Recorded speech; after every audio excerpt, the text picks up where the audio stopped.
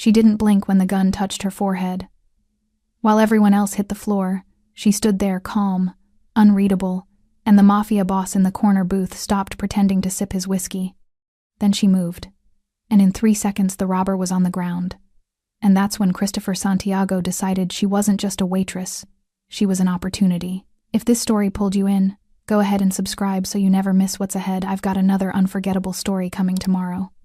And while you're here, drop a comment and tell me where you're watching from. I love seeing people tuned in from all over the world. Okay, let's get back into it. The neon signs outside cast shifting patterns of red and blue across the rain-streaked windows of the bar. It was 11:47 p.m. on a Tuesday, the kind of night when the city felt empty even when it wasn't, when the rain turned everything into a watercolor of reflections and shadows. Sabrina adjusted the strap of her apron, wiping condensation from the polished wood of the bar top. She was 28, with dark hair pulled back in a sleek ponytail that emphasized the sharp angles of her face. There was something in her posture, in the controlled economy of her movements, that suggested military precision hidden beneath service industry camouflage. Her white blouse was crisp despite the late hour, her black skirt professional. She'd been working at this bar for 18 months. It paid enough to cover her studio apartment in the industrial district and, more importantly, it asked no questions. There were only 4 other people in the bar. Near the rain-washed windows, a young couple sat hunched together, the woman's head on her companion's shoulder. At a table closer to the center, another woman sat alone, staring into her drink. And in the back corner booth, the one with cracked leather and a view of both exits, sat a man who hadn't touched his whiskey in 20 minutes. Sabrina had noticed Christopher Santiago the moment he'd walked through the door. Black suit jacket left unbuttoned, no tie. Dark hair slicked back from a face that could have been handsome if it wasn't so carefully blank. Tattooed hands wrapped around a glass he never actually drank from. He didn't look at her directly, but she could feel his awareness like static electricity before a storm. He came here twice a week, always the same booth, always alone, always watching everything. She'd learned not to stare back. The door slammed open at 11:52 p.m. Rain swept inside on a gust of cold air. A figure in a black hoodie and ski mask burst through, handgun raised, voice cutting through the low hum of background music. "Everybody down, now!" The couple at the window dropped immediately, ducking beneath their table. The woman sitting alone let out a strangled gasp and slid from her chair, hands covering her head. Christopher Santiago didn't move. His posture shifted almost imperceptibly, shoulders lowering slightly, eyes tracking the gunman's movements with the focused attention of a predator assessing threats. Not afraid, calculating. And Sabrina remained exactly where she was behind the bar, one hand still resting on the polished wood, her expression as neutral, as if someone had asked her for a menu. The masked man's gun swung toward her. "You! Open the register! Move!" She didn't. The robber crossed the space between them in 3 aggressive strides, his boots squeaking on the wet floor. He pressed the barrel of the pistol directly against her forehead, close enough that she could smell cigarettes and nervous sweat on his clothes. "I said move." Sabrina's eyes didn't even flicker toward the weapon. Her breathing remained steady, unhurried. Her hands stayed loose at her sides. Behind her, the neon signs painted her white blouse in alternating shades of red and blue. The silence stretched. 3 seconds. 5. 10. From the corner booth, Christopher Santiago slowly sat up straighter, his full attention now locked on the scene unfolding before him. The robber's hand was shaking now, the gun trembling against Sabrina's skin. "What's wrong with you? Are you crazy?" She still didn't respond, didn't blink, just looked at him with those dark, unreadable eyes. The gunman's panic was escalating, his breathing grew ragged. When his attention shifted just for a heartbeat toward Christopher, his voice rising in pitch. "You, in the booth, get down." Christopher didn't respond. He simply watched, his tattooed hands still wrapped around his untouched whiskey, his expression revealing nothing. And that's when Sabrina moved. Her right hand shot up, fingers closing around the robber's wrist with surgical precision.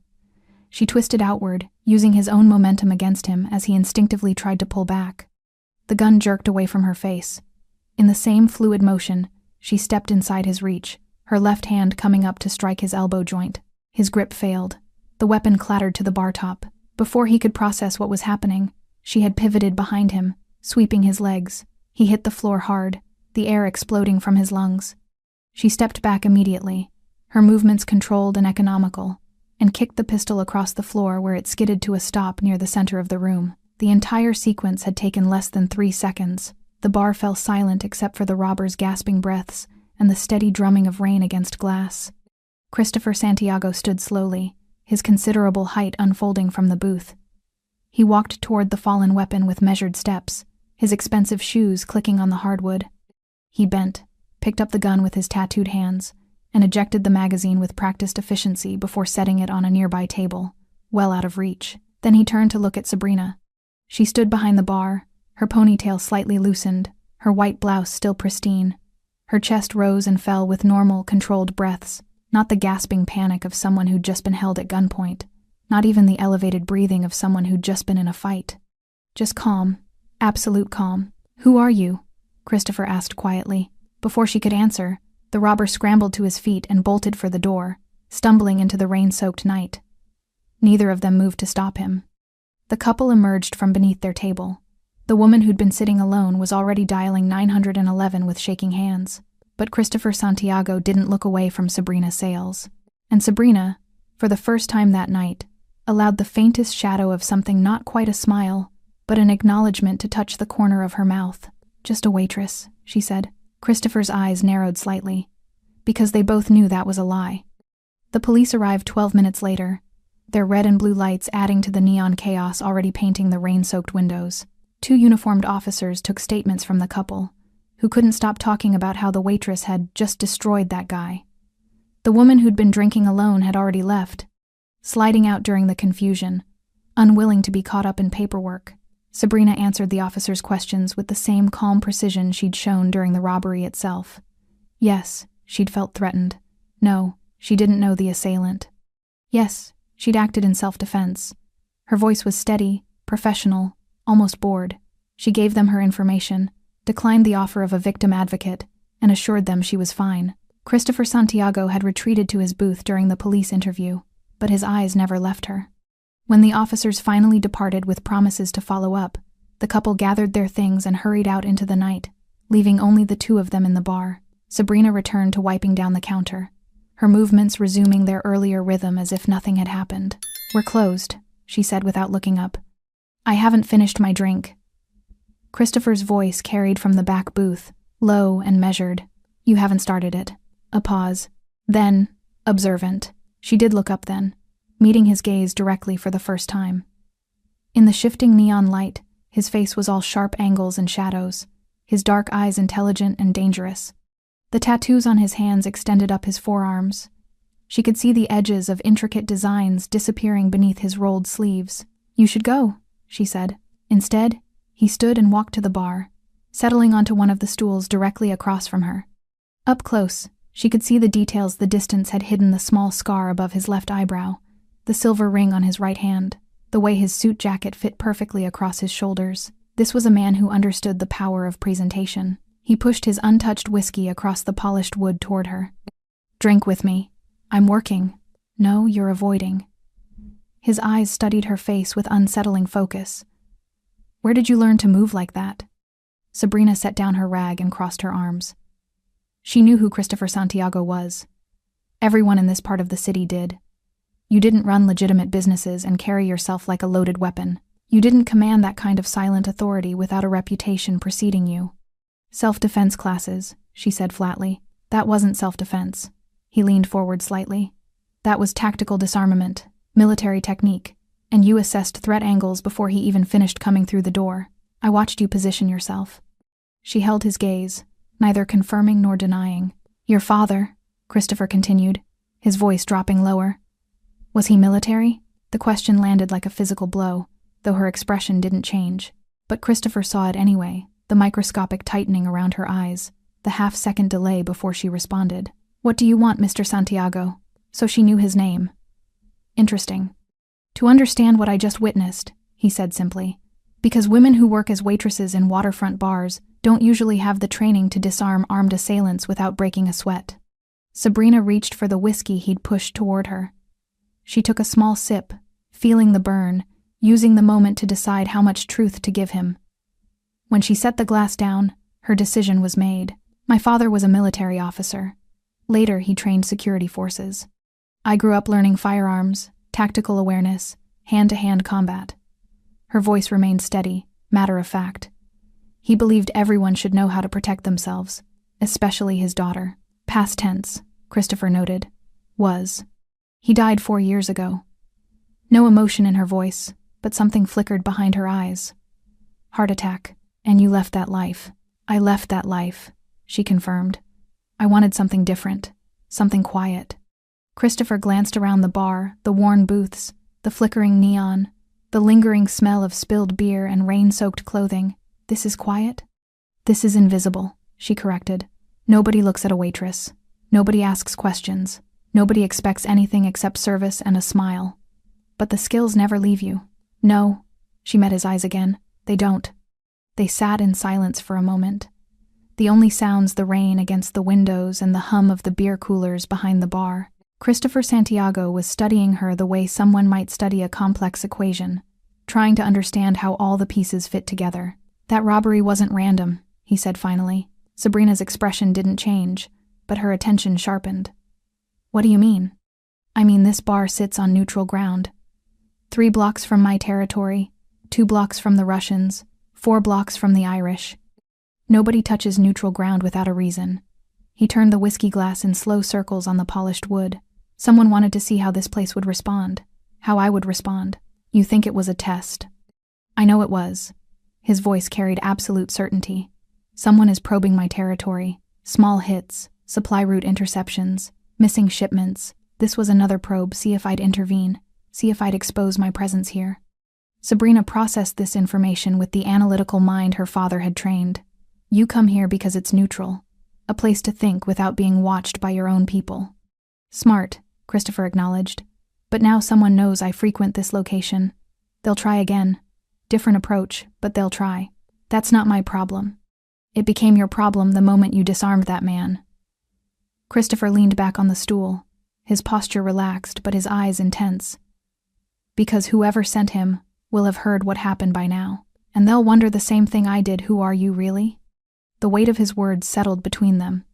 Sabrina felt the careful anonymity she'd built over 18 months beginning to crack. She'd been invisible, safe, and in less than 3 seconds of action, she'd made herself visible to exactly the kind of people she'd been avoiding.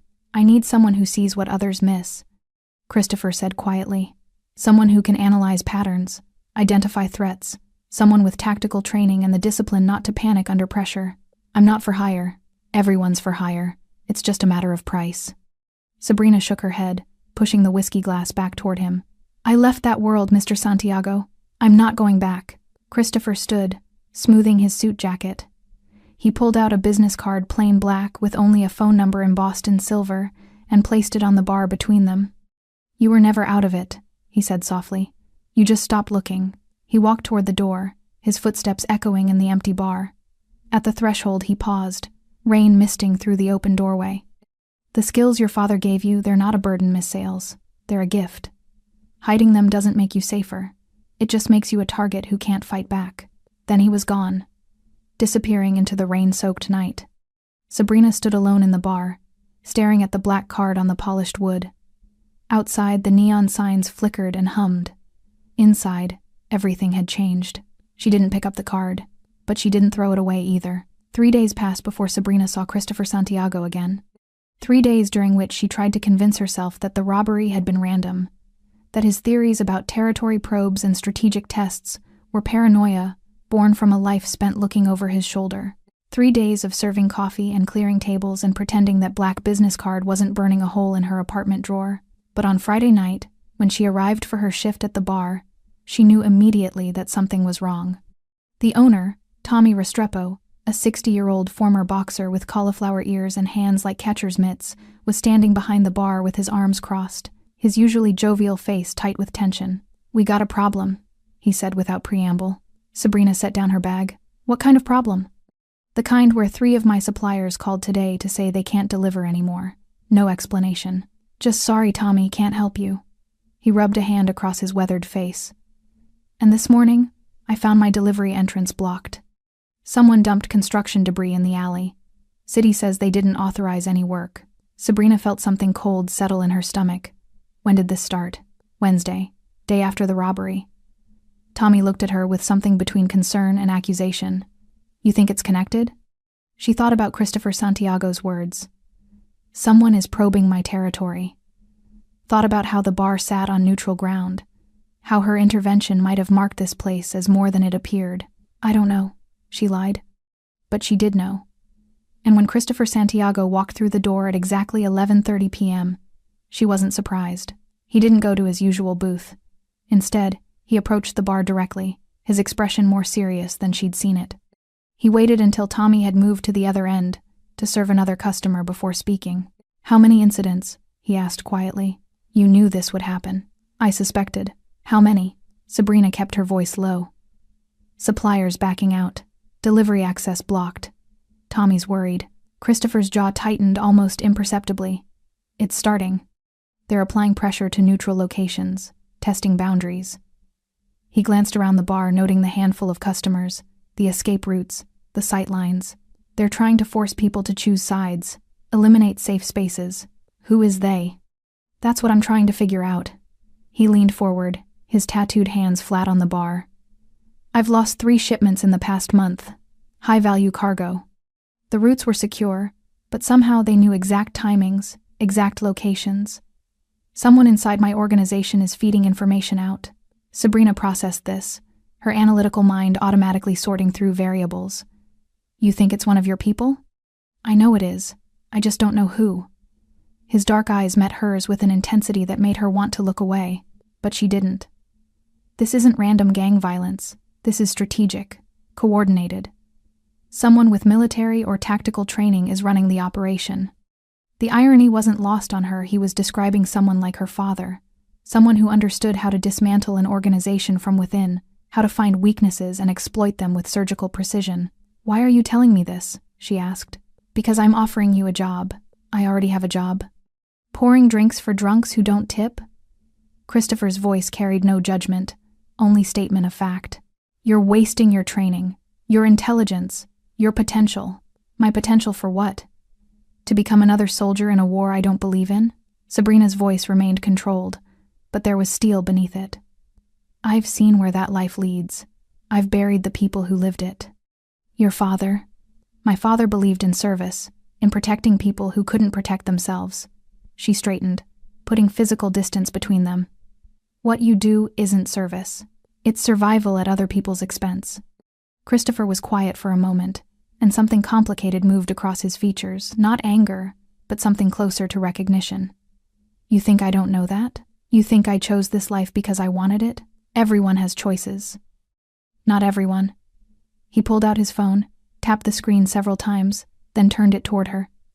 These are the legitimate businesses in my territory. Restaurants, shops, family-owned places that have been there for generations. Sabrina looked at the list despite herself. They pay me for protection, Christopher continued, his voice low and intense. And I provide it, real protection, from the predators who would burn them down for insurance money or take them over for money laundering fronts, from the addicts who would rob them blind, from the rival organizations that don't care about collateral damage. He pocketed the phone. My father built this territory on violence. I'm trying to maintain it with strategy, with intelligence, with minimal bloodshed, but I can't do that if I'm fighting blind. So you want me to be your eyes? I want you to be what you were trained to be, an analyst, a tactician, someone who can look at patterns and see the truth underneath. He paused, letting the words land. I'm not asking you to pull a trigger. I'm asking you to use your mind. Sabrina wanted to refuse, wanted to tell him to leave and never come back, but there was something in his argument that resonated, despite her resistance. Her father had taught her that skills carried responsibility, that choosing not to use them when people needed help was its own kind of moral failure. Those businesses you protect, she said slowly. What happens to them if you lose this territory war? They get absorbed by whoever takes over. And whoever's coming after me doesn't share my philosophy about minimal violence. Christopher's expression was grim. The last neighborhood that fell to the Russians? 3 shops burned, 2 owners hospitalized, 1 family deported when immigration raids mysteriously targeted their block. The calculated cruelty of it made Sabrina's stomach turn. This was the world she'd tried to leave behind, the world where violence was currency and people were collateral damage. I can't be what you need, she said quietly. Christopher studied her face for a long moment, then nodded slowly. He reached into his jacket and withdrew an envelope, placing it on the bar between them. That's the registration and insurance documents for this bar, he said. Tommy's 3 months behind on his protection payments. I've been covering them because this is neutral ground and I respect that. But if I fall, whoever takes over won't be so understanding. Sabrina stared at the envelope, understanding the unspoken threat wrapped in information. Not a threat from Christopher, a threat from the future he was warning her about. I'm not trying to manipulate you, Christopher said, his voice softer than before. I'm showing you the stakes. Tommy's not just your boss. He's a good man trying to run an honest business in a complicated world. If you won't help me for my sake, maybe you'll consider it for his. He turned to leave, but Sabrina's voice stopped him. If I did help you hypothetically, what would you need? Christopher turned back, and for the first time since she'd met him, she saw something like hope cross his features. Come to my office tomorrow, 2 p.m. I'll show you everything. Supply routes, incident reports, personnel files. You look at the information with fresh eyes and tell me what you see. He paused. No commitment beyond that. Just look. Sabrina knew she should refuse. Knew that stepping into his world, even for an afternoon, would be crossing a line she couldn't uncross. But she thought about Tommy's worried face, about the families who owned those shops, about her father's voice in her head. Skills carry responsibility. Just an analysis, she said finally. Nothing more. Just an analysis, Christopher agreed. After he left, Sabrina stood behind the bar, staring at the envelope he'd left behind. Outside, the neon signs painted everything in shades of red and blue. Inside, she felt the careful walls she'd built beginning to crumble. She'd left her old life behind. But her old life, it seemed, had finally caught up with her. Sabrina didn't sleep that night. She lay in her studio apartment, staring at the water-stained ceiling while traffic sounds filtered through the thin walls. The space was small, barely 300 square feet, but it was hers, clean. Anonymous, safe.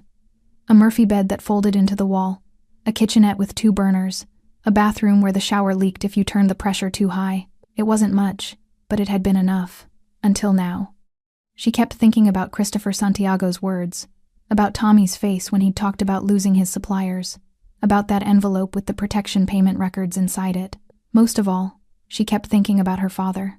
Colonel Raphael Sales had been a complicated man, stern but loving, demanding but fair. He'd taught her to shoot when she was 12, to analyze tactical situations by 14, to understand that violence was sometimes the only language that prevented greater violence. He'd trained security forces in 3 countries, consulted on anti-corruption initiatives, believed deeply in using force to protect the vulnerable. Skills are tools, mija, he'd told her once while they were running drills in the backyard. They're not good or evil. That's determined by what you build with them. She'd left that life after he died. Left it because watching him give everything to causes that never seemed to change anything had broken something in her. Left it because she was tired of analyzing threat matrices and violence probabilities. Tired of seeing the world as a battlefield. But lying in the dark, she couldn't deny the truth. She missed it. Missed using her mind for something more than remembering drink orders. Missed the clarity that came from solving complex problems. Missed feeling like her skills had purpose.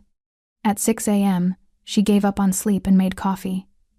The apartment's single window looked out onto a brick wall, but if she angled herself just right, she could see a sliver of sky. Dawn was breaking gray and overcast, promising more rain. Her phone sat on the counter, Christopher's business card propped against it.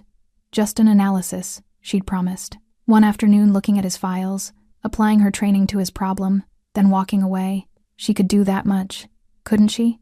By noon, she'd almost convinced herself.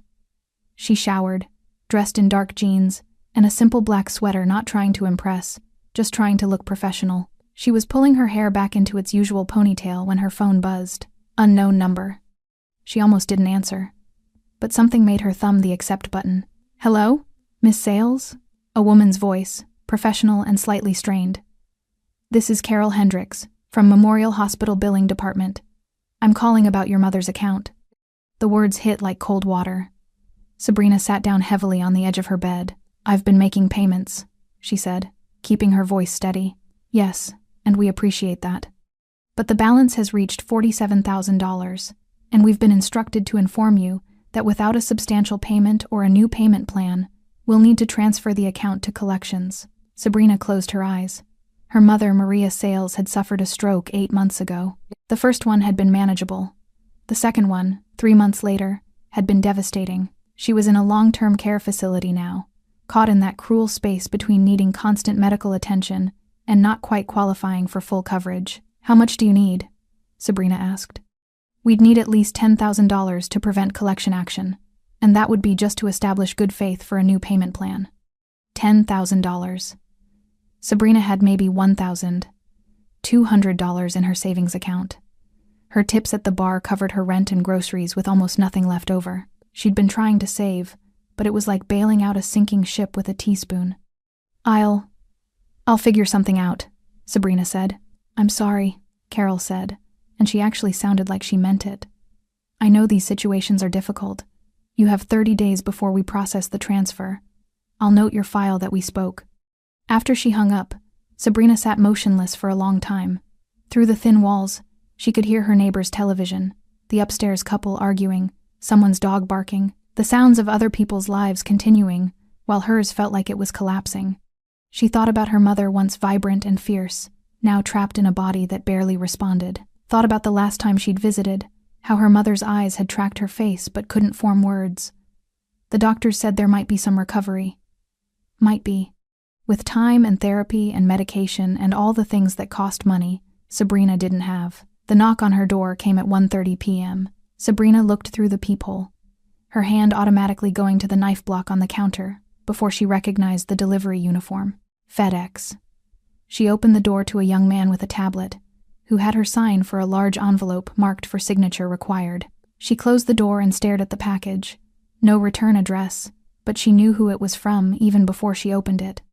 Inside was cash, a lot of cash, neatly banded stacks of $100 bills. She counted it twice, not quite believing what she was seeing. $50,000.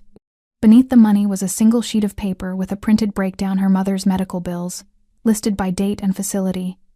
Each amount precise down to the cent. At the bottom, handwritten in neat capitals, "You deserve more than survival. CS." And below that, printed, "No strings, no obligations.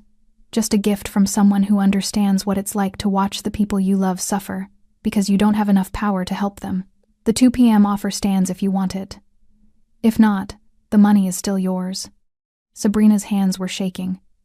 She set the paper down and walked to her window, staring at her sliver of sky. Christopher Santiago had just handed her a lifeline enough to save her mother's care, enough to breathe for the first time in months. No strings, no obligations.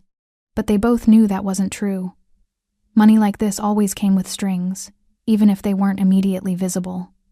He wasn't buying her services, he was too smart for something that crude. He was showing her what partnership with him could mean, what he could do for the people she loved, and it was working. Sabrina picked up her phone and dialed the number on the black business card. He answered on the second ring. "I'll come," she said. 2 p.m. "The address is—" "I know where you are, Mr. Santiago." She'd known since the first night he'd walked into the bar, had made it her business to know, the way her father had taught her, always understand who's in your space. "I'll be there." "Sabrina." His voice was quieter now, almost gentle. "The money isn't payment for today. Whatever you decide after you see what I'm dealing with, that money is yours. Your mother needs it. That's reason enough." She wanted to believe him, wanted to think this wasn't manipulation, just kindness from someone who understood her situation. But she'd learned long ago that in this world, kindness and manipulation often wore the same face. "I'll see you at 2, she said, and ended the call. She looked at the money on her bed more than she'd seen in one place in her entire life. Enough to save her mother, enough to change everything. She thought about her father's words. "Skills are tools. They're not good or evil. That's determined by what you build with them." Maybe it was time to start building again, even if she wasn't sure yet what she was building toward. Sabrina grabbed her jacket and walked out into the gray afternoon, leaving the money on her bed and her old life one step further behind. Christopher Santiago's office wasn't what Sabrina expected. She'd anticipated something ostentatious, gold fixtures, leather furniture, the kind of aggressive displays of wealth that insecure men use to prove their importance. Instead, the building itself was understated, a 4-story brick structure in the commercial district that could have housed any legitimate business. A discreet bronze plaque by the entrance read, Santiago Holdings LLC. The woman at the reception desk, 50s, gray hair and a professional bob, reading glasses on a chain, smiled warmly as Sabrina entered. Miss Sales? Mr. Santiago is expecting you. 4th floor, last door on the right. She gestured to the elevator. Would you like coffee? Water? I'm fine, thank you. The elevator was modern, clean, silent. As it climbed, Sabrina studied her reflection in the polished doors. She looked tired, looked like someone who'd just made a decision she couldn't take back. The 4th floor was quiet, carpeted in deep charcoal gray. Framed photographs lined the walls, black and white images of the city at different eras, showing the neighborhood's evolution from industrial docks to mixed-use development. At the end of the hallway, a heavy wooden door stood slightly ajar. Sabrina knocked once. Come in. Christopher's office was surprisingly Spartan. A large desk with dual monitors, 2 leather chairs for visitors, floor-to-ceiling windows overlooking the waterfront. The walls held maps, detailed street maps of the city with different colored pins and markers. A large whiteboard covered one wall, filled with handwritten notes and timelines. Christopher stood by the window, still in his black suit but with the jacket removed, sleeves rolled to his elbows. The tattoos on his forearms were more extensive than she'd realized, intricate geometric patterns mixed with what looked like dates and coordinates. Thank you for coming, he said, turning to face her. I haven't decided anything yet, Sabrina replied, staying near the door. I'm here to look. That's all. That's all I'm asking. He gestured to the desk where several file folders were arranged. Everything's there. Supply route schedules, incident reports going back 3 months, personnel files for my key people. I've included financial records showing the pattern of losses. Sabrina approached the desk, her analytical mind already cataloging what she saw. Christopher moved to give her space, settling into one of the visitor chairs rather than behind the desk. A deliberate choice, she noted, to put them on equal footing. She opened the first folder. Supply route manifests with handwritten notes in the margins. Dates, times, locations where interceptions occurred. She scanned quickly, her training kicking in automatically. These shipments, she said, tracing a finger down one manifest. What were you moving? Construction materials mostly. Legitimate cargo. I own 3 building supply companies. He paused. The other shipments were less legitimate. Drugs? No, I don't touch narcotics. His voice was firm. Untaxed cigarettes, gray market electronics, some pharmaceutical supplies that technically need different licensing. Not legal, but not the kind of product that destroys communities. Sabrina absorbed this, recognizing the distinction he was drawing. Her father had talked about this, the difference between organized crime that provided illegal services versus the kind that preyed on addiction and desperation. She moved to the second folder, incident reports, each one detailed, date, time, location, personnel involved, estimated losses. She began cross-referencing them with the supply schedules, her mind automatically building a timeline. The interceptions aren't random, she said after several minutes. Look at the timing. They're hitting you on routes that only happen twice a month, high-value loads but irregular schedules. I know. Christopher leaned forward. Which means whoever's feeding information outward has access to your logistics planning at least 2 weeks in advance. She pulled out the third folder, personnel files. Who schedules your shipments? My operations manager, Diego Torres. He's been with me for 6 years. Sabrina opened Torres's file, scanning quickly. Age 42, former military logistics, joined Santiago's organization after medical discharge, family man with 3 kids. On paper, he looked solid, but papers could lie. Who else sees the schedules? She asked. Torres creates them.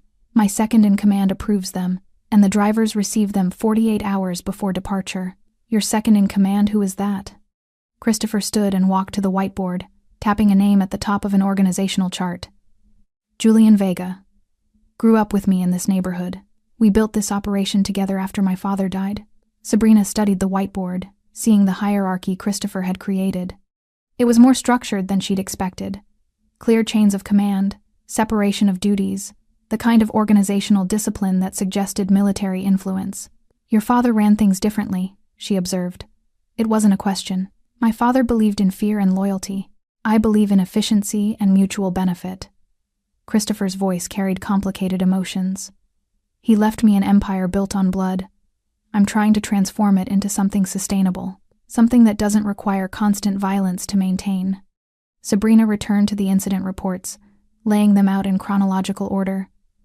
She pulled out her phone and began photographing each one, zooming in on specific details. "What are you doing?" Christopher asked. "Building a database. I can't analyze patterns without organizing the information properly." She continued photographing. "Do you have digital copies of these?" "Most of them. I can have them sent to you." "Don't." She looked up sharply. "Not through your regular systems. If there's an information leak, your digital communications are likely compromised." Christopher's expression shifted, impressed. "You're right. I should have thought of that. You're not a trained analyst. That's why you need one." She finished photographing and returned to studying the files. "These attacks, they're not trying to destroy you. Look at the losses. Significant but not crippling. They're probing your defenses, testing your response patterns. Like a military reconnaissance. Exactly like that." Sabrina moved to the map on the wall, studying the colored pins. "What do the different colors represent?" "Red is successful interceptions. Blue is my secure warehouses. Green is neutral territory. Yellow is disputed zones." She studied the pattern, her mind processing geography and timing simultaneously. After a moment, something clicked.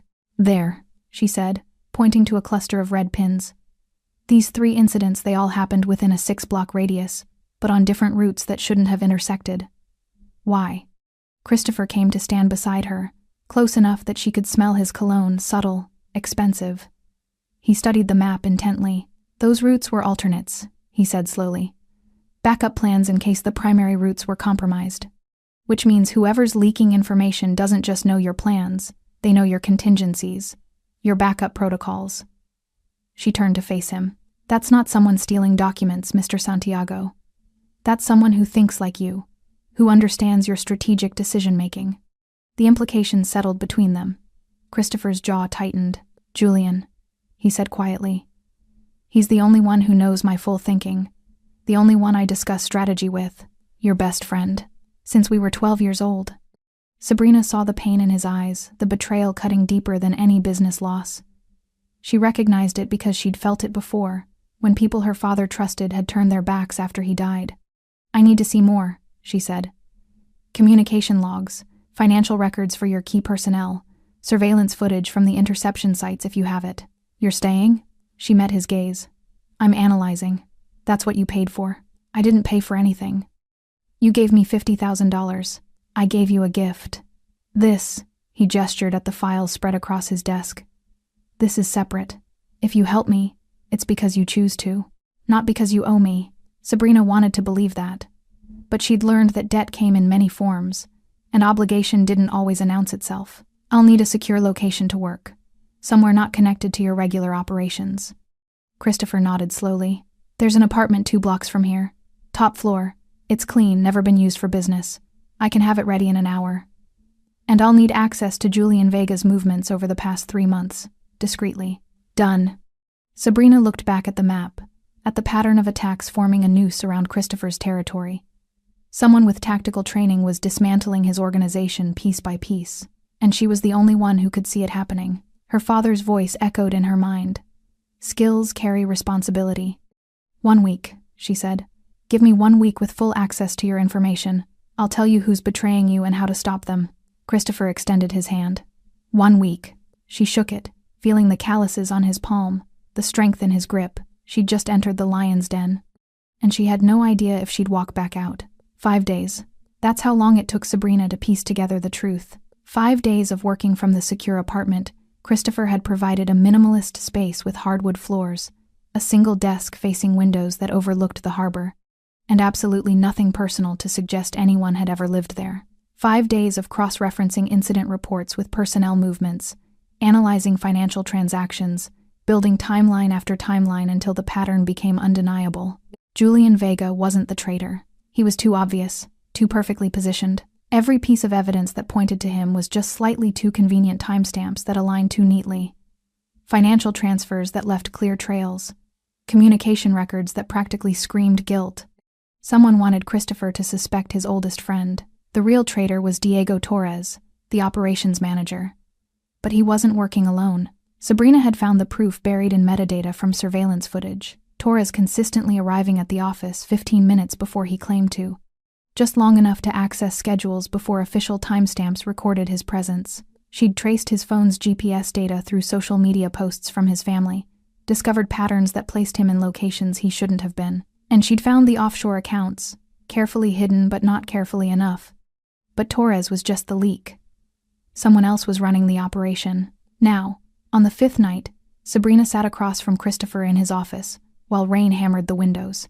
She'd spread her evidence across the desk, printed documents, highlighted financial records, a detailed map showing Torres's movements overlaid with the attack locations. Christopher studied everything in silence, his jaw tight, his tattooed hands clasped together.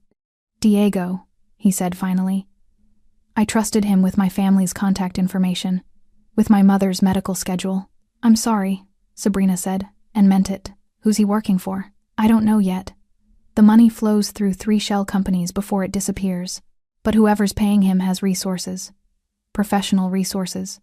She pulled out her phone, showing him a photo she'd taken of Torres entering a warehouse on the eastern edge of the city. "He went here yesterday, stayed for 47 minutes. This warehouse isn't registered to any of your companies or your known competitors. It's neutral territory. Old storage facility that's been empty for months." Christopher's eyes narrowed. "Or supposedly empty. I think we should find out who's really using it." "We?" Christopher looked at her, something shifting in his expression. Sabrina realized what she'd said. Not, "you should find out." "We."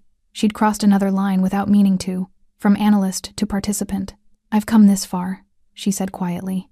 "I want to see it through." Christopher was silent for a long moment. Then he stood, pulling his jacket from the back of his chair. "Tomorrow night. I'll arrange a meeting at that warehouse. Tell Diego I want to discuss new security protocols. He'll alert whoever he's working with, and we'll see who shows up." "That's a trap." "Yes. It's also dangerous. If you're wrong about the location, I'm not wrong." Christopher's voice carried absolute certainty. "And I won't be going alone. I'll have 4 men with me. Good men I've known since childhood."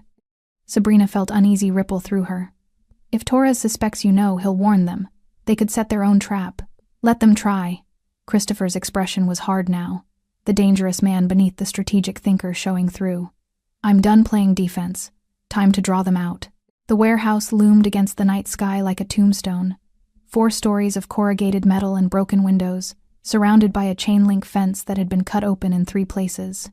Sabrina crouched in the passenger seat of Christopher's car, parked 2 blocks away, watching through binoculars as his black SUV pulled up to the main entrance. She wasn't supposed to be here. Christopher had been explicit. She was the analyst, not the soldier. But something in her gut had screamed warning all day, and she'd learned long ago to trust those instincts. So she'd followed at a distance, parking where she could observe, but not be seen. Through the binoculars, she watched Christopher exit the SUV along with 4 men all wearing dark suits, all moving with the practiced awareness of people who'd grown up expecting violence. They approached the warehouse entrance. One of the men tested the door, found it unlocked, and they disappeared inside. Sabrina waited, counting seconds, her father's voice in her head. In an ambush, the first 30 seconds determine everything. 15 seconds. 20. 25. Then she saw it a reflection in one of the upper windows, the brief glint of metal catching ambient light. Sniper. Her body moved before her mind finished processing. She was out of the car, sprinting toward the warehouse, her phone already dialing Christopher's number. It rang once, twice. Gunfire erupted. Not the sharp crack of a precision rifle, but the rapid staccato of automatic weapons. The warehouse's windows lit up with muzzle flashes. Sabrina ran harder, her heart pounding, all the tactical training she'd tried to bury flooding back. She reached the cut fence, slipped through, pressed herself against the warehouse's exterior wall. More gunfire. Shouting. The sound of something heavy crashing. The side door was ajar. Sabrina pulled it open and entered darkness. Her eyes adjusted quickly. She was in a corridor lined with empty offices, windows overlooking the main warehouse floor. Through the glass, she could see chaos. Christopher and his men had taken cover behind industrial equipment, while bullets tore through the air from multiple positions. They were pinned down, caught in crossfire. Sabrina scanned the space, her mind automatically analyzing angles and positions. 3 shooters on the ground floor. The sniper was still above. She could track his position by following the angle of incoming rounds. She needed a weapon. One of Christopher's men, young, maybe 25, lay motionless near an overturned barrel. Sabrina's stomach clenched, but she forced herself to focus. She moved low and fast, reaching the body, still breathing, unconscious, bleeding from his shoulder, but alive. His pistol lay 3 feet away. Sabrina grabbed it, checked the magazine 11 rounds and chambered one. The weight in her hand was familiar, comfortable. How many hours had she spent on the range with her father, learning to shoot until it became instinct? She heard footsteps above her, the sniper repositioning. Sabrina found the stairs, took them 2 at a time, controlled breathing, keeping her heart rate steady. 2nd floor. 3rd. The footsteps were closer now, moving toward the broken windows overlooking the warehouse floor. She reached the 4th floor and saw him, a man in tactical gear, rifle trained downward, completely focused on the targets below. He hadn't heard her approach. "Drop it," Sabrina said, her voice steady despite the adrenaline flooding her system. The sniper spun, faster than she expected, bringing the rifle around. She fired twice. Center mass. The way her father taught her, the sniper dropped. Sabrina didn't wait to confirm the kill. She ran to the broken window, assessed the situation below.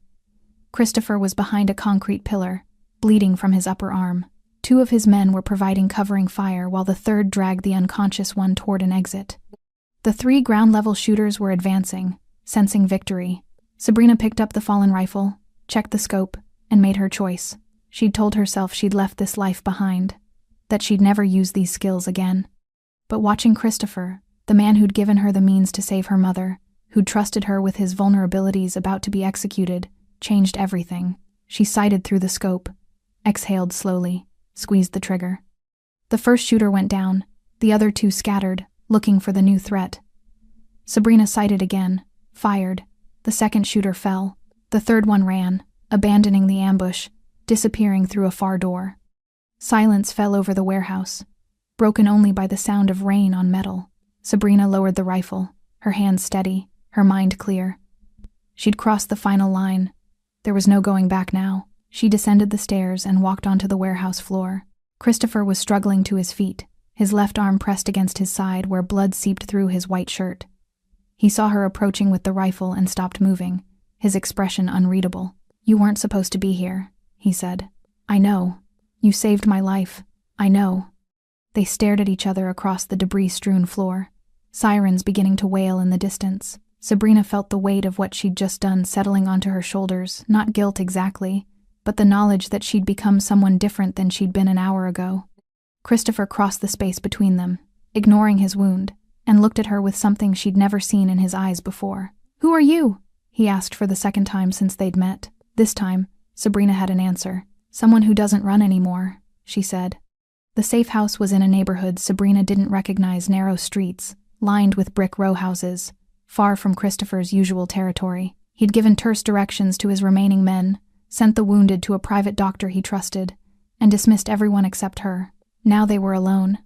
The house's interior was sparse but clean, a living room with worn furniture, a kitchen that looked unused, stairs leading to a 2nd floor. Christopher moved to the bathroom without a word, leaving a trail of blood drops on the hardwood. Sabrina followed, her training overriding everything else. She found him sitting on the edge of the bathtub, trying one-handed to remove his jacket. His white shirt was soaked red on the left side, his face pale but controlled. "Let me," she said. He didn't argue. She helped him out of the jacket, then carefully peeled away the shirt. The wound was on his upper arm, a deep graze that had torn through muscle but missed the bone. Painful and bloody, but not life-threatening. "You need stitches," Sabrina said. "There's a medical kit under the sink." She found it professional grade, the kind that suggested this wasn't the first time this house had been used for emergency treatment. She pulled out gauze, antiseptic, a suture kit, and set everything on the counter with methodical precision. "This will hurt," she warned. "It already hurts." Christopher watched her prepare, his dark eyes tracking her movements. "Where did you learn field medicine?" "My father believed in comprehensive training." Sabrina soaked gauze with antiseptic.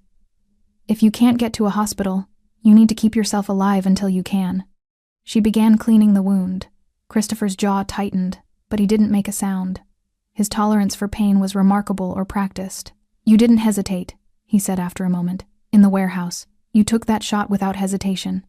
Sabrina's hands paused briefly before continuing. No, most people would have frozen.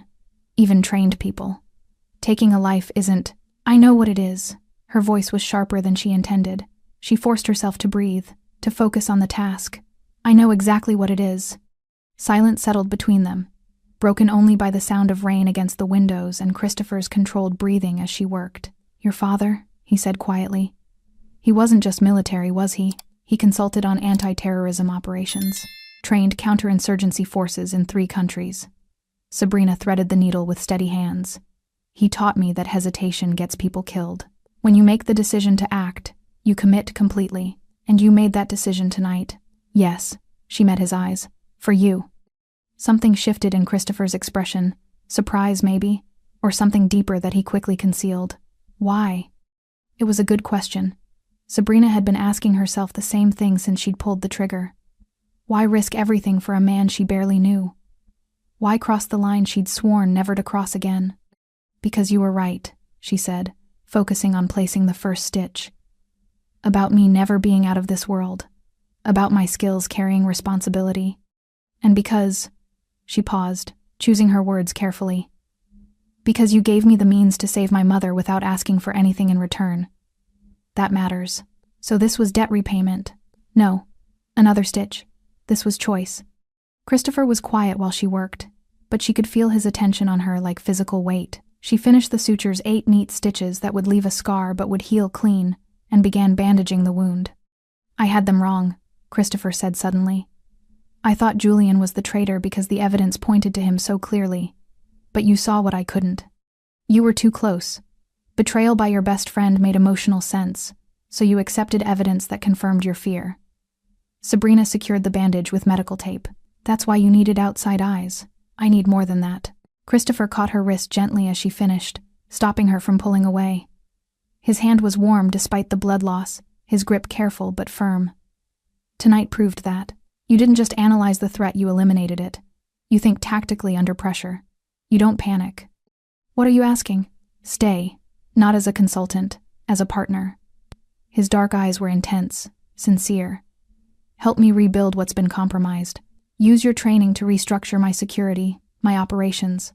I'll pay you more than you'd make in 10 years at that bar.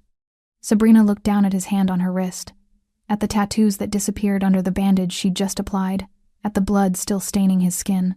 6 days ago, she'd been pouring drinks and avoiding her past. Now she was stitching gunshot wounds and contemplating a partnership with a crime lord. I don't know if I can be what you need, she said quietly. You already are. Tonight was instinct. Survival. That's different from choosing this life deliberately. Christopher released her wrist but didn't look away. Then don't choose the life. Choose what we're building. You saw my files, the legitimate businesses, the families depending on stable territory. I'm trying to create something sustainable. Something that protects more people than it hurts. But I can't do that alone. Not anymore. Sabrina cleaned the blood from her hands, buying time to think. Everything her father had taught her about tactical operations, about using force to protect the vulnerable. Christopher was offering her a chance to apply those principles, not in some distant war zone, but here, in the city where she'd tried to hide. Diego Torres, she said, changing the subject. We still don't know who he was working for. Whoever planned that ambush escaped. I know. Christopher stood carefully, testing his injured arm. Which means they'll try again. Different approach, but they'll try. Unless we find them first. We? Sabrina realized she'd done it again, spoken as if the decision was already made. Maybe it was. Maybe it had been made the moment she'd picked up that rifle. I need access to Torres, she said. I need to question him before whoever's behind this decides he's a liability. Christopher studied her for a long moment, something like hope flickering across his features. He's being held at a property in the industrial district. I was going to handle it myself, but, he gestured at his bandaged arm. But now you're injured, and I'm the one who's combat ready. Sabrina felt a dark humor in the reversal. How good is the security on this property? Excellent. And the men watching him are people I'd trust with my life. After tonight, I'd suggest reevaluating who you trust. Present company excluded?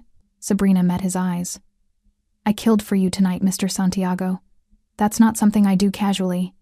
If I wanted you dead, you'd already be dead. It should have sounded like a threat. Instead, It came out like a promise. Christopher smiled, the first genuine smile she'd seen from him. It transformed his face, made him look younger, less dangerous. Christopher, if we're going to be partners, you should use my first name. We haven't established that we're partners, haven't we? He moved toward the door, favoring his injured side. You're planning to interrogate my prisoner. You're thinking 3 steps ahead about security vulnerabilities. You're already committed, Sabrina. You just haven't admitted it yet. He was right, and they both knew it. One condition? Sabrina said as they descended the stairs. Name it. No more secrets. If we're doing this, I need complete transparency. Every operation, every risk, every decision that could affect innocent people. I won't be a weapon you point at problems. I'm a strategist, or I'm nothing. Christopher turned to face her, extending his uninjured hand. Complete transparency. You have my word. Sabrina shook his hand, sealing an agreement she still wasn't sure she fully understood. But she felt something she hadn't felt in years: purpose. The sense that her skills weren't just tools gathering dust, but instruments being used to build something. Tomorrow we question Torres, Christopher said. Tonight, you should rest. There's a bedroom upstairs. What about you? I'll be fine on the couch. He paused at the base of the stairs. Sabrina? Thank you. For tonight. For all of it. She nodded, unable to find words that matched what she was feeling. Instead, she climbed the stairs to the small bedroom, closed the door, and sat on the edge of the bed. Her hands were steady. No tremor, no delayed shock. She'd killed 2 people tonight and felt no guilt, only the calm certainty that she'd made the right choice. Her father's voice whispered in her memory. Skills are tools. They're not good or evil. That's determined by what you build with them. She was building something now. She just hoped she could live with whatever it became. Outside, the rain continued to fall, washing the blood from the city streets. But some stains, Sabrina knew, went deeper than water could reach. Diego Torres looked smaller than his file photo suggested. He sat in a metal chair in the center of a windowless room, hands zip-tied behind his back, dark circles under his eyes suggesting he hadn't slept since Christopher's men had picked him up. The room was in a building Sabrina didn't recognize: bare concrete walls, a single door, soundproofing that turned the space into a vacuum. Christopher stood against the far wall, his injured arm in a sling beneath his jacket. 2 of his men flanked the door, silent, imposing, ready. But it was Sabrina who pulled up a chair and sat directly in front of Torres. Diego, she said calmly, I'm going to ask you questions. How painful this gets depends entirely on your answers. Torres's eyes darted to Christopher, then back to her. I don't know who you are. I'm the person who killed the men you sent to ambush us. I'm also the person who found every piece of evidence proving you've been selling information for the past 4 months. Sabrina pulled out her phone, showing him screenshots of financial transactions. $40,000 wired through 3 shell companies. Want to tell me who paid you? I don't. Wrong answer. Sabrina's voice didn't rise, but something in her tone made Torres flinch. Let me explain your situation. Christopher Santiago is the civilized option. The people who paid you, when they realize you failed and got caught, they'll eliminate the loose end, which means your wife Isabella and your 3 children become leverage. Do you understand? Torres's face went pale. You wouldn't. I wouldn't, but they would. Sabrina leaned forward. Right now, your family is safe because Christopher has people watching them, but if you don't cooperate, he pulls that protection. And whoever comes for you will come for them too. It was a calculated cruelty, using a man's love for his family as a weapon. Sabrina felt the darkness of it, but she also felt the necessity.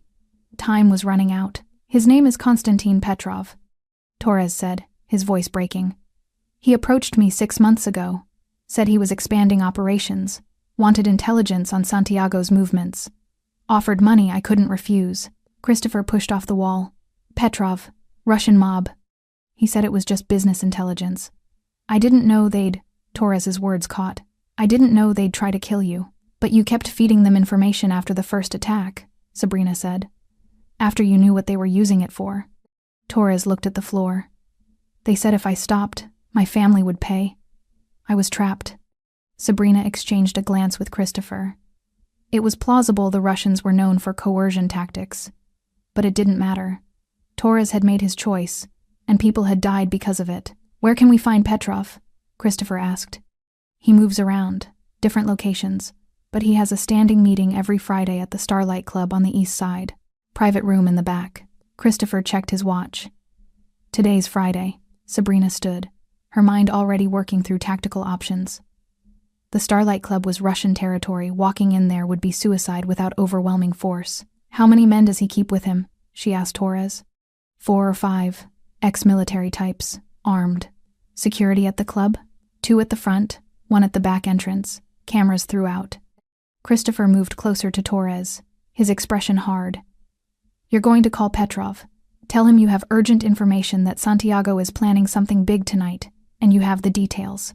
Request a face-to-face meeting at the club. He'll know something's wrong. He always calls me, I don't call him. Then make it convincing, Sabrina said coldly. Because if this doesn't work, I'm going to stop protecting your family and let nature take its course. It took 20 minutes to set up the call. Torres's hands shook as he dialed, but his voice steadied when Petrov answered. He delivered the lie smoothly. Santiago was consolidating his operations, moving high-value assets. Torres had intercepted the plans. Petrov bit. 9 p.m. at the Starlight Club. After the call ended, Christopher nodded to his men. Take him to the secondary location. Keep him comfortable, but isolated. As Torres was let out, Sabrina turned to Christopher. This is a trap within a trap. Petrov won't come alone, and he'll have the home field advantage. I know. But he also won't expect us to walk through the front door. Christopher's eyes held a dangerous gleam. We need leverage. Something that makes him talk instead of shoot. Like what? Like proof that his operation is already compromised. That we know everything. Christopher pulled out his phone, scrolling through files. I have contacts in the police department. Petrov has been running a protection racket disguised as security consulting. If we get documented evidence to the right people, he faces federal charges. Mutually assured destruction, Sabrina said. We can expose him, so he negotiates instead of fights. Exactly, but we need that evidence tonight, before the meeting. Sabrina's mind raced through possibilities. His business records would be at his office. But breaking in? Not breaking in, walking in. Christopher smiled grimly. Petrov's legitimate front company uses the same accounting firm I do, and I happen to know their security protocols. 2 hours later, Sabrina found herself in business attire borrowed from Christopher's assistant, carrying a briefcase and walking into the offices of Petrov's import-export company. Christopher had called ahead, claiming to be a potential business partner requesting preliminary financial documents. The receptionist, eager to please, had pulled the files. Sabrina photographed everything: shell company structures, payments to city officials, documentation of protection rackets dressed up as consulting fees, 40 minutes of work that would bury Petrov if it reached the wrong hands. By 8 p.m., they were in a car 2 blocks from the Starlight Club. Christopher wore a wire. Sabrina had a pistol concealed under her jacket and a knife strapped to her ankle. 4 of Christopher's most trusted men were positioned around the building. Last chance to walk away, Christopher said quietly. Sabrina checked her weapon. I stopped walking away the night you first came into my bar. That was less than 2 weeks ago. Feels like longer. Christopher studied her face. After tonight, there's no going back. You'll be in this world completely. Every enemy I have becomes yours. Then we'd better make sure we don't leave any enemies standing. At 8:55 p.m., they entered the Starlight Club. The music was loud, the lighting red and dim. The security at the door recognized Christopher immediately. Tension rippled through their posture, but they didn't move to stop him. Christopher walked to the bar and spoke to the manager. Tell Petrov that Christopher Santiago is here, and he'll want to take this meeting. The manager's face went white, but he made a call. 5 minutes later, they were led to a private room in the back. Konstantin Petrov sat at a round table, flanked by 4 men who looked exactly like Torres had described military bearing, barely concealed weapons. Petrov himself was in his 50s, silver hair, expensive suit, eyes like ice. Mr. Santiago, he said in accented English, this is unexpected. Christopher sat across from him. Sabrina remained standing, positioned where she could see everyone. You've been testing my territory, Christopher said calmly, using my own man to feed you information. Tonight, that ends. Petrov smiled. Bold of you to come here. You realize you're surrounded? And you realize that the documents I'm holding, Christopher placed a manila envelope on the table, contain everything the FBI would need to dismantle your entire operation? Financial records, names, payoffs to city officials, all ready to be delivered if anything happens to me. The smile faded from Petrov's face. So here's what's going to happen, Christopher continued. You withdraw from this city, take your operations elsewhere. In exchange, these documents stay sealed. And if I refuse? Sabrina spoke for the first time. Then we burn you down. Your businesses, your connections, everything. And when the smoke clears, we'll still be standing. Petrov's eyes shifted to her, reassessing. And who are you? The person who killed your ambush team, she said flatly. The room went silent. Petrov's men tensed. 1 week, Christopher said. Wrap up your operations and leave. Or the documents go public and we solve this the old way. Petrov stared at him for a long moment, then threw back his head and laughed. Petrov's laughter died as quickly as it started. You think I'm afraid of papers? He leaned forward, his smile cold. You think the FBI scares me? I've been investigated before. Nothing sticks. This will, Christopher said. Because this time, I'm personally ensuring it reaches someone who can't be bought.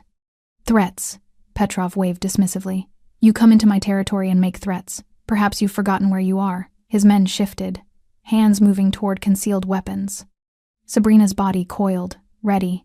She calculated distances, angles, who would draw first. 4 of them, 2 of her and Christopher. Bad odds, but manageable if she moved fast enough. Then Christopher did something unexpected. He laughed. You're right, Constantine. I did forget where I am. He stood slowly, buttoning his jacket with his good hand. I forgot that you're a dinosaur, that while you've been playing the same games for 30 years, the world has moved on. You think muscle and fear still rule this city? They don't.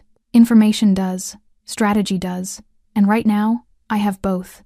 Big words from a man in a room with 5 guns pointed at him. 6 guns, Christopher corrected. You're forgetting yours. But here's what you're forgetting, my people outside this building, the calls I've already made. The fact that every word spoken in this room is being recorded and transmitted in real time.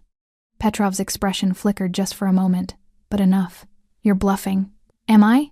Christopher pulled out his phone, turned it so Petrov could see the screen. A live waveform showed audio being captured and transmitted. Waved to the camera. Sabrina saw the shift happen in Petrov's eyes, the realization that he'd been outmaneuvered. That violence now meant creating evidence of conspiracy to commit murder. That Christopher had turned this meeting into a trap. What do you want?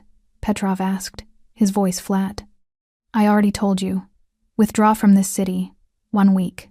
End my existing operations? Win them down. Sell them off. I don't care. Just be gone.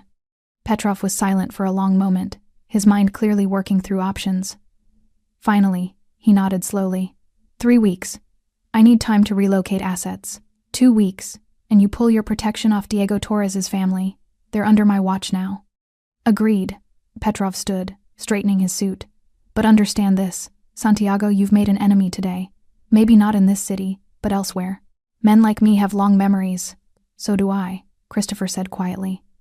Which is why if anything happens to me, those documents don't just go to the FBI. They go to every organization you've ever wronged. Every family you've extorted. Every rival who'd love to see you vulnerable.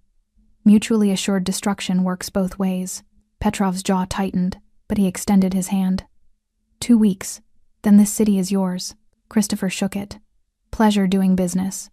As they walked out of the Starlight Club, Sabrina felt the adrenaline still coursing through her system. They'd been seconds away from a bloodbath, and Christopher had talked their way out of it. Outside, the night air was cool and clean. Christopher's men materialized from the shadows, forming a protective circle as they walked to the car. That was reckless, Sabrina said once they were moving. That was necessary. Christopher winced as the car hit a pothole, jarring his injured arm. Petrov respects strength, but he respects intelligence more. Shooting our way out would have started a war. This way, we won. Did we? He'll retaliate eventually. Eventually isn't now. And by the time he's ready, we'll be stronger. Christopher looked at her.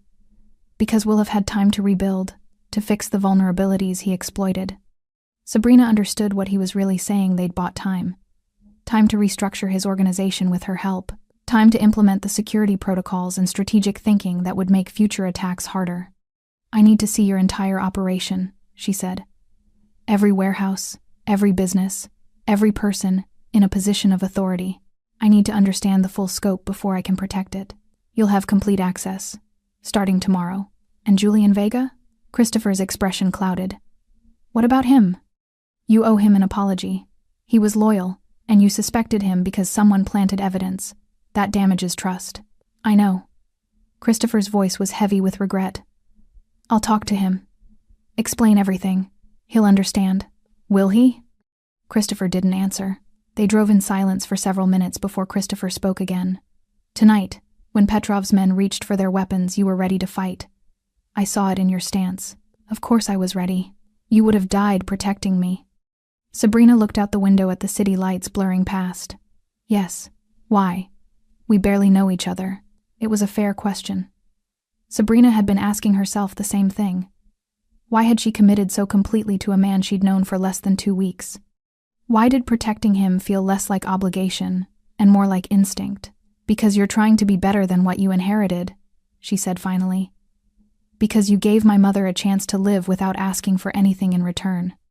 Because when you look at me, you don't see a waitress or a weapon, you see a partner, an equal. She turned to meet his eyes. That's rare, worth protecting. Christopher held her gaze for a long moment, something unspoken passing between them. Not romance, they weren't there yet. Might never be. But recognition. Understanding. The beginning of trust, built in fire.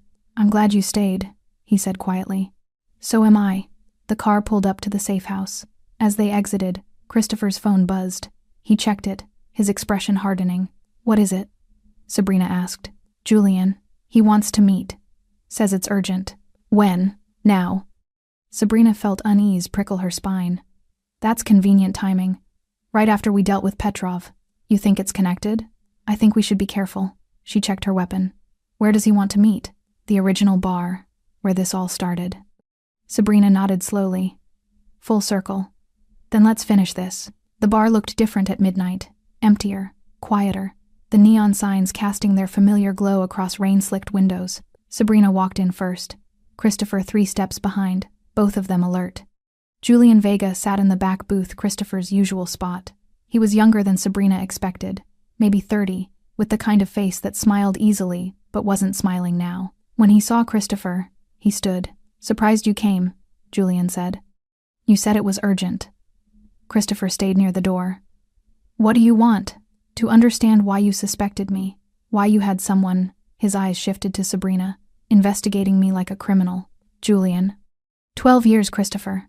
We built this together, and the first time something goes wrong, you assumed I betrayed you.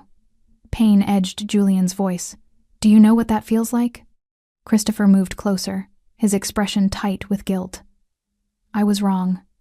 The evidence was planted to make me suspect you, to divide us. I should have trusted my instinct instead of the data. But you didn't. No, I didn't. Christopher's voice dropped. And I'm sorry. Truly sorry. You've earned better than suspicion. Julian was quiet for a long moment. Then his shoulders sagged. Torres. It was Diego, wasn't it? Yes. I should have seen it. He was always asking questions, always wanting details about operations. Julian shook his head. I'm the one who should apologize. This happened on my watch. It happened because someone very smart exploited our systems, Sabrina interjected. Torres was a vector, not the disease. The real threat was Konstantin Petrov. Was? He's withdrawing from the city, Christopher explained. 2 weeks, and his operations are gone. Julian's eyebrows rose. How did you manage that? Leverage, strategy. And, Christopher glanced at Sabrina, a partner who thinks 3 steps ahead. Julian studied Sabrina with open curiosity. You're the waitress who disarmed a robber. The one who figured out it was Torres. Among other things, Sabrina said. She's also the reason I'm still alive, Christopher added. The warehouse ambush would have succeeded without her. Julian extended his hand to Sabrina. Then I owe you thanks. Christopher's more than my business partner, he's family. Sabrina shook his hand, feeling the genuine warmth. This was what loyalty looked like, not blind obedience, but honest connection. The kind of bond Christopher had suspected and damaged but not destroyed. So what now? Julian asked Christopher. We rebuild? We rebuild better, stronger, with protocols that make another Torres impossible. Christopher pulled out a chair, finally relaxing. Sabrina's going to help restructure our security, implement new systems, As a consultant? As a partner, Christopher corrected. Julian looked between them, understanding dawning. You're really doing this?